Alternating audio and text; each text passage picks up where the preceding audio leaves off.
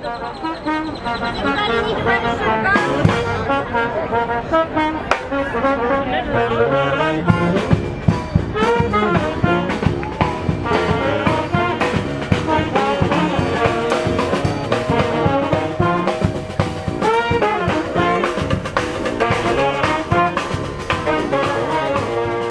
students are the true leaders. They could lead better than a lot of our leaders. And so with all of your enthusiasm for what you've done and your ability to rally all these people, this is the spark that Martin Luther King used to speak of, that can ignite the fire. And I really believe that you guys are the spark, and we need to hook onto your bandwagon and take advantage of this. Well, after the Parkland shooting, when I saw the kids speaking out about how they wanted to be the last mass shooting, I'd say something kind of changed within me. Like, I'd always just accepted mass shootings as a fact of life before then, and then suddenly it became apparent that if we worked hard enough, we could change that. You know, adults run the world, and they should. They have experience, they know what they're doing, but we have to live here too, and we need to be protected, we need to be heard. They don't have the same perspective on this that we do, so they need to, you know, hear it from our point of view. They need to take action to keep us, their children, safe. And if they're not going to do that, of course we're going to stand up. I mean, we're kids, but, you know, we're old enough to be shot, we're old enough to protest. You are the generation that is braver than any other generation before. You are the generation that is brave enough to see beyond color lines. You are the generation that is brave enough to look at someone, see their color, see their difference, and welcome them in their uniqueness and support their love. And I am proud of you. You are the generation that is strong enough and brave enough to stand together to protect every single body in this country from gun violence. You are the generation that is brave enough and stand in the face of police brutality and say not one more black child should die. You are the generation that gives me hope. You are the generation that helps me sleep at night. Because I know when my eyes close for the final time, you are the generation that will keep fighting and keep marching.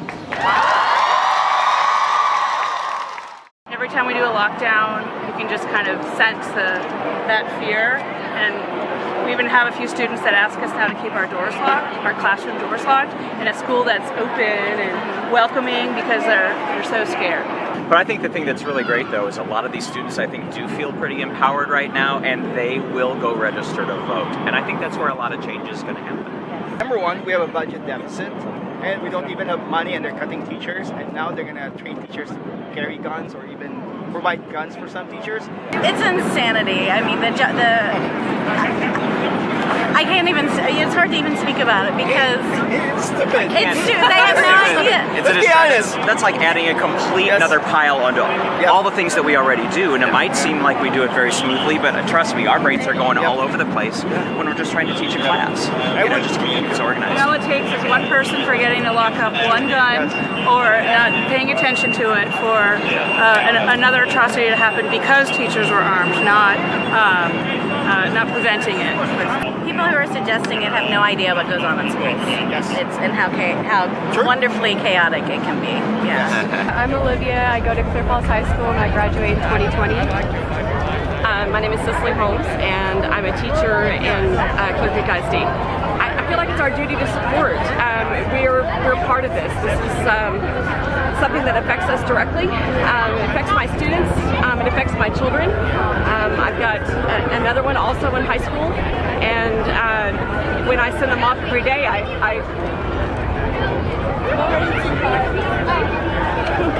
sorry,